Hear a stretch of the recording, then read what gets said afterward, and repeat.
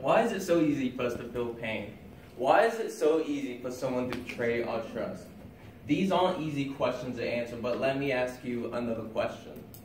Why is it so easy for us to form grudges against those that have caused us pain? And we have all been there. We've all felt betrayed, and we've all held grudges because of it. It's only natural. Holding on to grudges doesn't make you a bad person because we are only human, and that's okay. But sometimes, no, you got to let it go. Now, according to Google states, it's a persistent feeling of ill will or resentment resulting from a past insult or injury.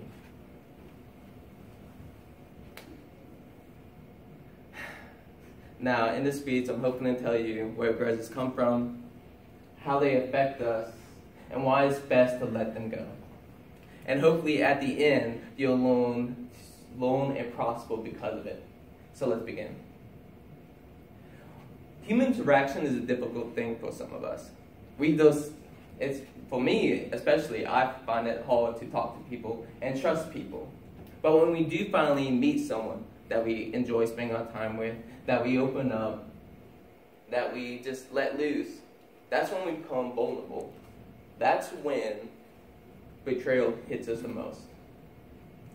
According to War and Civilization, a book about human nature, it states, at most it is agreed that nature and nurture, genes and environment, biology and culture, hardware and software are closely interwoven and practically inseparable in the shaping of a human being.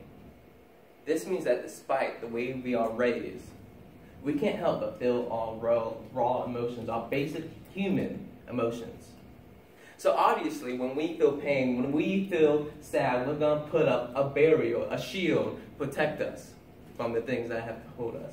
And that's what grudges are, the way for us to protect ourselves from society. Now, once you hold on to grudges for too long, they have negative impacts on your mind, your body, and a lot more. And holding on to grudges is easy to do. All you're really doing is keeping it in the back of your mind and always thinking about it. For instance, I can never forgive McDonald's for giving me unsalted fries. It's unforgiving.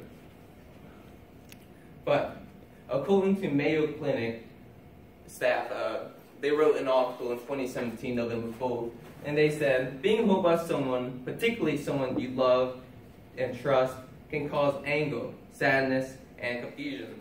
If you dwell on hurtful events or situations, grudges filled with resentment, vengeance, and hostility can take root. And if you allow negative feelings to crowd out the positive ones, then you become just an empty body of bitterness. And obviously, you can easily understand what this quote means. It means that if you let these negative feelings, even if it's just one thing, just one bad thing happen to you, it's going to crowd out all the positive things.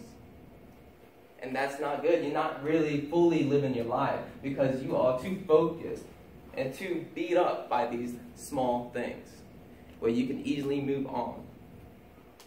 In the words of Paul McCartney, he said, let it be.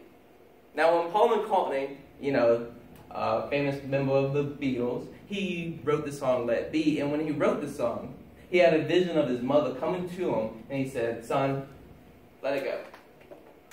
She didn't really say let it be, but she said let it go. And he took out to heart, and he came up with the song Let It Be.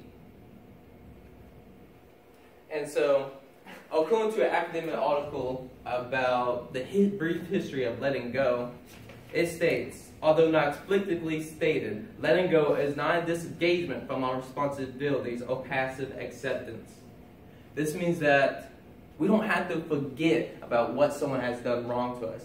We just have to forgive and move on with our life and be happy and smile. And that's a part of life. Life is gonna suck. You are gonna feel pain and someone's going to hurt you.